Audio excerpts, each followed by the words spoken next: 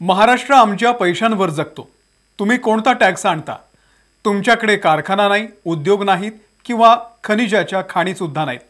सगळ्या खाणी झारखंड, छत्तीसगड, मध्य प्रदेश आणि ओडिशामध्ये आहेत। रिलायन्सची रिफायनरी आणि सेमीकंडक्टरचा प्रकल्प गुजरातमध्ये आहे। महाराष्ट्रामध्ये काय आहे? मग वरून आमचं शोषण करून दादागिरी करता? हे शब्द आहेत भाजपचे खासदार निशिकांत दुबे यांचे। राज आणि उद्धव ठाकरे यांच्या मनोमिलन मेळाव्यानंतर भाजप आता प्रतिहल्ला करण्याच्या तयारीत आहे। कारण मुंबई महानगरपालिकेवरती भाजपला आपला झेंडा लावायचा आहे आणि त्यामुळे आता हे शाब्दिक युद्ध सुरू झालेलं आहे।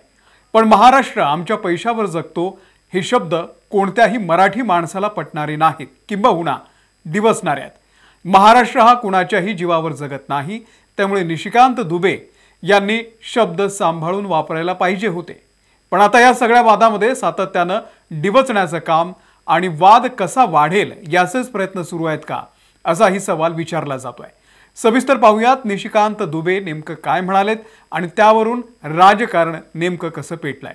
नमस्कार, मी अमोल किन्होळकर, आपण पाहत आहात महाराष्ट्र टाइम्स ऑनलाइन।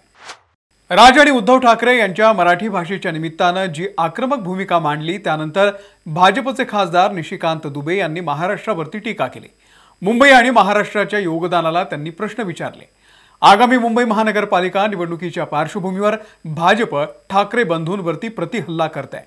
निशिकांत दुबे यांनी महाराष्ट्राच्या आर्थिक योगदानाला आव्हान दिलेलं आहे। महाराष्ट्र कोणाच्या पैशांची भाकरी खातो? टाटा, बिर्ला आणि रिलायन्स यांचा कोणताही कारखाना महाराष्ट्रात नाही। बिहार, झारखंड नसतं तर टाटा आणि बिर्ला यांनी नेमकं काय केलं असतं?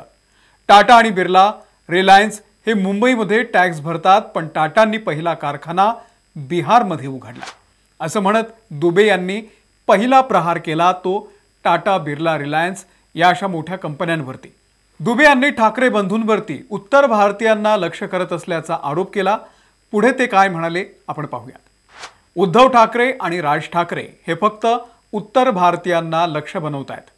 तुम्हाला मारायचं असेल तर मग मुंबईतील तमिळी, तेलुगू आणि उर्दू अशा सगळ्या भाषिकांना मारा। स्वतःच्या घरामध्ये सगळेच राजे असतात। राज आणि उद्धव ठाकरे यांनी बिहार आणि उत्तर प्रदेशमध्ये येऊन दाखवावा, तिकडे त्यांना उचलून आपटतील। आम्ही मराठीचा सन्मान करतो, पण ही हुकुमशाही खपून घेणार नाही, असं म्हणत त्यांनी राज आणि उद्धव ठाकरे या दोघाही बंधूंना आव्हान दिलेलं आहे। त्यामुळे भाजपनं स्थानिक नेत्यांसोबत आता उत्तर भारतातील खासदारांना ठाकरे बंधूंवरती टीका करण्यासाठी कामाला लावल्याचं दिसतंय।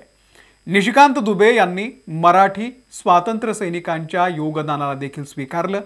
ते म्हणाले, आम्ही मराठी स्वातंत्र्य सेनानींचा सन्मान करतो।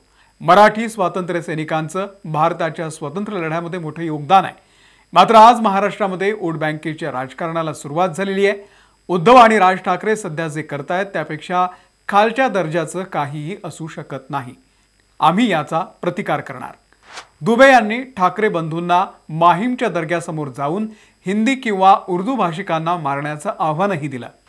उद्धव आणि राज ठाकरे यांच्यात हिंमत असेल तर त्यांनी माहीमच्या दर्ग्यासमोर जाऊन हिंदू किंवा उर्दू भाषिकांना मारून दाखवावं, तरच मी मान्य करेन की उद्धव आणि राज ठाकरे हे बाळासाहेब ठाकरेंचे वारसदार आहेत।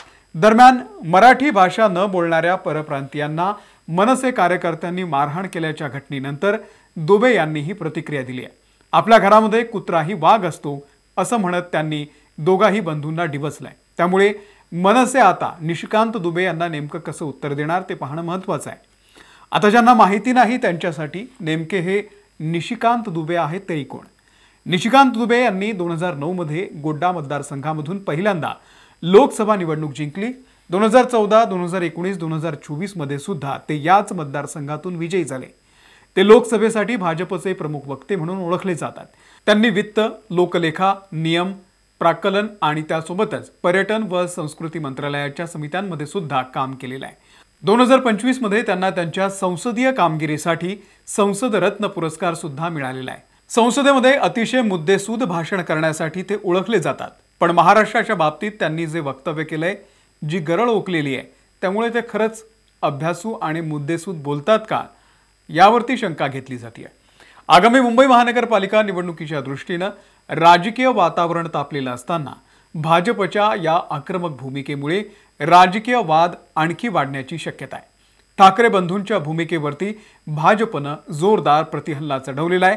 निशिकांत दुबे आज बोलले, पण यूपी बिहार मधले नेते अभिनेते हे सातत्यानं राज ठाकरे यांना आव्हान देत आहेत। भोजपुरी अभिनेता निरुहा यांनी तसंच चिथावणीखोर वक्तव्य केलेलं होतं। मी मराठी बोलणार नाही, हिम्मत असेल तर मला महाराष्ट्रातून हकलून दाखवा, असं थेट आव्हान निरुहानं राज ठाकरे यांना दिलं होतं। आता या सगळ्यांवरती मनसे अजूनही गप्प आहे, त्यांच्याकडून कोणतीही प्रतिक्रिया आलेली नाहीये। पण बीएमसीच्या निमित्तानं महाराष्ट्रामध्ये हा वाद मुद्दाम पेटवला जातोय का? भाषिक वाद निर्माण करून मतांचं राजकारण केलं जातंय का?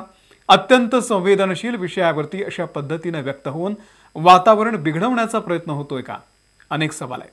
तुम्हाला नेमकं काय वाटतं? व्यक्त व्हा। या व्हिडिओमध्ये इथेच थांबतोय। आमच्या YouTube चॅनलला जर तुम्ही सबस्क्राइब केलेलं नसेल तर सबस्क्राइब करा। आम्ही फेसबुकवरती आहोत, तिथेही फॉलो करा। धन्यवाद।